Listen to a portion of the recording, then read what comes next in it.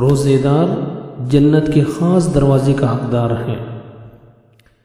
عن سہل بن سعد عن النبي صلی اللہ علیہ وسلم قال ان فی الجنة بابا يقال له الریان۔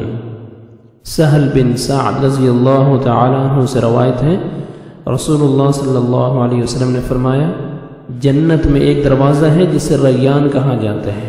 ان فی الجنة بابا يقال له الریان، جنت میں ایک دروازہ ہے جسے ریان کہا جاتا ہے۔ يدخل منه الصائمون يوم القيامة لا يدخل منه أحد غيرهم۔ قیامت والے دن صرف روزے دار اس سے داخل ہوں گے، اس کے سوا کوئی داخل نہیں ہوگا، صرف روزے دار ہی اس میں داخل ہوں گے۔ يقال أين الصائمون، پکارا جائے گا روزے دار کہاں ہیں؟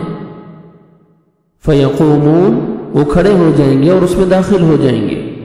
لا يدخل منه احد غیرهم، اس دروازے سے ان کے سوا اور کوئی داخل نہیں ہوئے گا۔ فاذا دخلوا اغلق، جب وہ داخل ہو جائیں گے تو اسے بند کر دیا جائے گا۔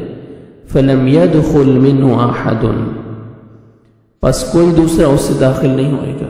سبحان اللہ، یہ باب الریان ہے جس میں صرف روزے دار داخل ہوئیں گے۔ ریان کے معنی سیرابی کی ہیں۔ روزے دار روزے کی حالت میں پیاس کی تکلیف میں مبتلا ہوتا ہے، افطار کے وقت اس کا ہاتھ پانی کی طرف جاتا ہے تاکہ جلد از جلد وہ اپنی پیاس کو بجھا سکے۔ ریان جو دروازہ ہے یہ اس کے روزے کا بدل اور انعام ہے، سبحان اللہ، جس سے یہ داخل ہو کر سیراب ہوگا اور اپنی پیاس مٹائے گا۔ یہ روزہ داروں کی خصوصی فضیلت اور مقام ہے جو اللہ رب العزت نے ان کو دیا ہے۔ ان کے علاوہ کوئی دوسرا اس دروازے سے داخل نہیں ہوگا، صرف روزے دار ہی داخل ہوئیں گے اس باب الریان میں۔ اللہ سبحانہ و تعالی ہمیں رمضان کا خاص اہتمام کرنے کی توفیق عطا فرمائے، روزوں کا باقاعدگی کے ساتھ اہتمام کرنے کی توفیق عطا فرمائے، اور اللہ سبحانہ و تعالی ہمیں اس رمضان کی قدر کرنے کی توفیق عطا فرمائے، اور اللہ سبحانہ و تعالی ہمارے روزوں کو قبول کرے اور ہمیں بھی اس باب الریان میں داخلہ نصیب فرمائے۔